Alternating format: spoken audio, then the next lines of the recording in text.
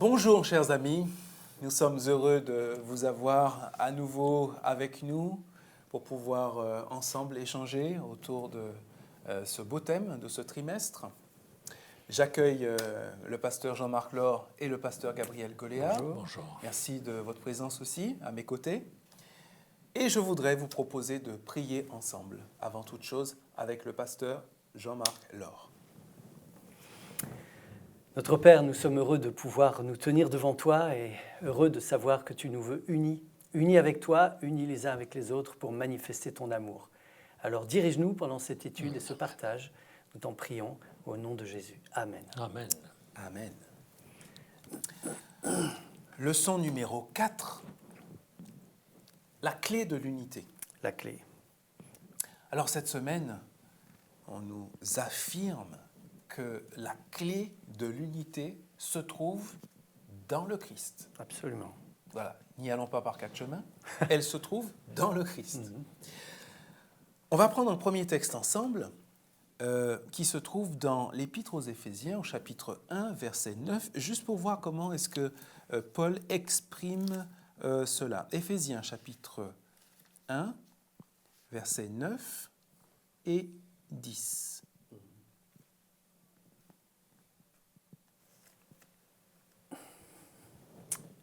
Oui, il nous a fait connaître son mystère, c'est-à-dire ce que dans sa bonté il voulait faire dans le Christ depuis toujours. Alors, pardon, excuse-moi, c'est Éphésiens chapitre 2, Chapitre 2. 10, pardon. Éphésiens chapitre 2, versets 9 et 10. S'il te plaît. Alors 2, versets 9 et 10. Ok. Ce n'est pas le fruit d'œuvre que vous auriez accompli, c'est un don de Dieu, cette grâce. Personne n'a donc raison de se vanter. Ce que nous sommes, nous le devons à Dieu, car par notre union avec le Christ Jésus, Dieu nous a créés pour une vie riche d'œuvres bonnes qu'il a préparées à l'avance afin que nous les accomplissions. Je te remercie. Alors, il y a une petite différence avec ta traduction, mais c'est très intéressant. Ici, dans ma traduction, j'ai que nous avons été créés en Christ. Et ma question, parce que cette expression est un petit peu particulière, Ouais. comment est-ce que vous comprenez cette expression, le fait d'avoir été créé en Christ? Alors, ça fait partie du langage de l'apôtre Paul. L'apôtre Paul, c'est le grand spécialiste des notions qui sont liées à l'intimité, à la relation avec Christ. N'oublions pas, son expérience à lui parle beaucoup dans ce sens. C'est quelqu'un qui veut vivre en Jésus, qui a connu cette relation, j'allais dire mystique, mais dans le bon sens du terme.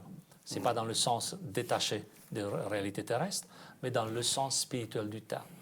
Donc, vivre en Christ, être né en Christ, communier avec Christ, ce sont pour lui des phrases, des expressions qui montrent une relation intime, tout en reconnaissant en même temps la distinction entre lui et Jésus. Il ne devient pas Christ pour autant. D'accord. Ouais. Mais qu'est-ce que ça veut dire être créé en Christ? C'est ça que je voudrais essayer d'approfondir avec vous. Ouais. Qu'est-ce que ça veut dire être créé en Christ? Alors, la Bible ne parle pas du fait que Dieu va nous changer. La Bible nous parle de nouvelle naissance. Elle nous parle d'un nouveau début. Celui qui est en Christ, il est une nouvelle créature.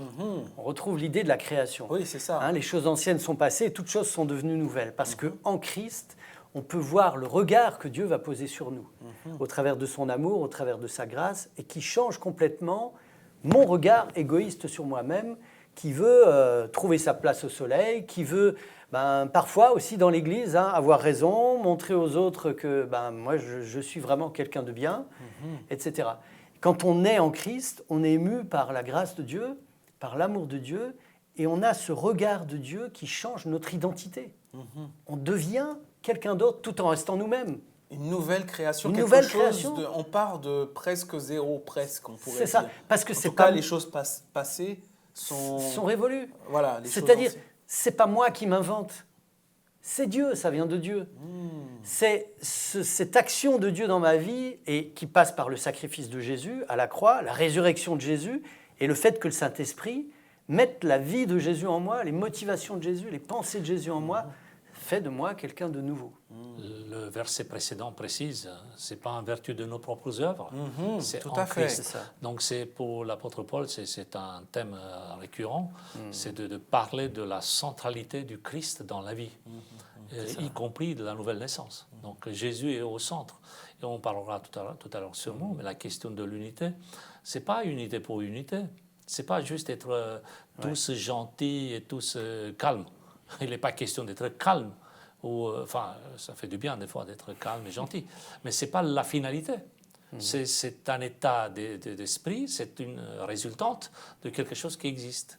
Parce que Christ est au centre, pas seulement entre nous, mais au centre de notre vie individuellement. Moi, je trouve ça extraordinaire, chers amis. Je trouve ça absolument extraordinaire. Et d'ailleurs, il y a un texte que je vous propose de prendre, toujours dans l'Épître aux Éphésiens, cette fois toujours au chapitre 2, mais cette fois à partir du verset 11. On va regarder ce texte ensemble. Donc, Épître aux Éphésiens, au chapitre 2, à partir du verset 11. On ne va pas lire tout ce texte, parce que ça va jusqu'au verset 22. Peut-être qu'on pourrait lire le verset 14. Gabriel, si tu veux bien, s'il te plaît, lire Éphésiens chapitre 2, verset 14 à 19. Car c'est lui qui est notre paix, lui Christ, lui qui a fait que les deux soient un, en détruisant le mur de séparation, l'hostilité. Il a dans sa chair réduit à rien la loi avec ses commandements et leurs prescriptions pour créer en lui, avec les deux, un seul homme nouveau, en faisant la paix et pour réconcilier avec Dieu les deux en un seul corps, par la croix, en tuant par elle l'hostilité. Il est venu annoncer comme une bonne nouvelle la paix à vous qui étiez loin et la paix à ceux qui étaient proches. Par lui, en effet, nous avons les uns et les autres accepté auprès du Père. Nous avons donc accès les uns et les autres auprès du Père, dans un même esprit. Et verset 19. Verset 19, ainsi donc, vous n'êtes plus des étrangers ni des exilés, mais vous êtes concitoyens des saints, membres de la maison de Dieu. Vous avez été, etc.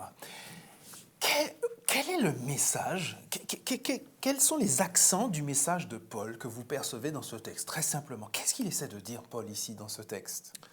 Il y a un avant et un après. Un avant et un après. Oui, et puis il y a des gens qui sont loin et il y a des gens qui sont près. Qui sont devenus proches. Ils étaient loin, ils sont devenus proches. Ouais.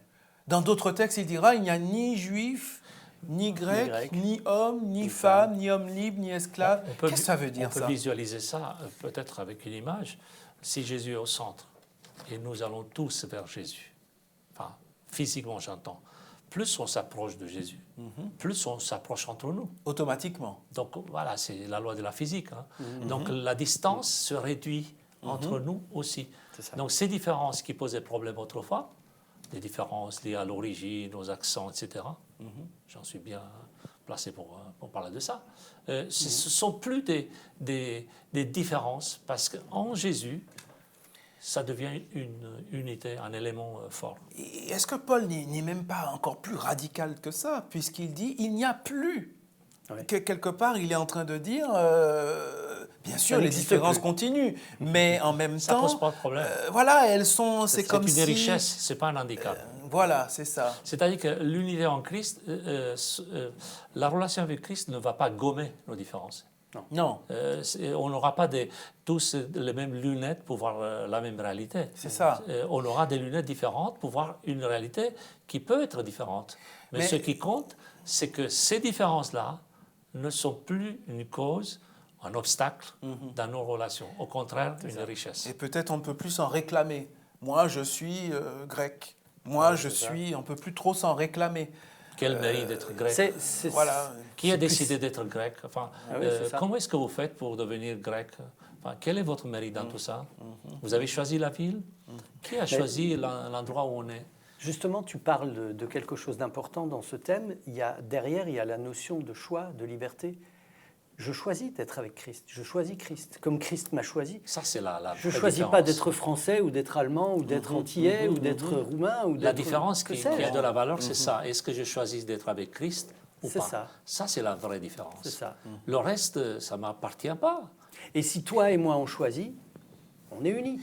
Alors, si on choisit Christ, absolument. Alors Romains 8, verset 9 nous parle de l'Esprit du Christ. Le texte dit, je le cite rapidement, puisqu'on n'a pas beaucoup de temps, si quelqu'un n'a pas l'Esprit du Christ, dit le texte, il ne lui appartient pas. c'est ça. Hein, voilà.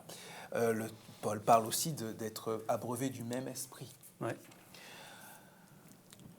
Ok, tout ça c'est très bien.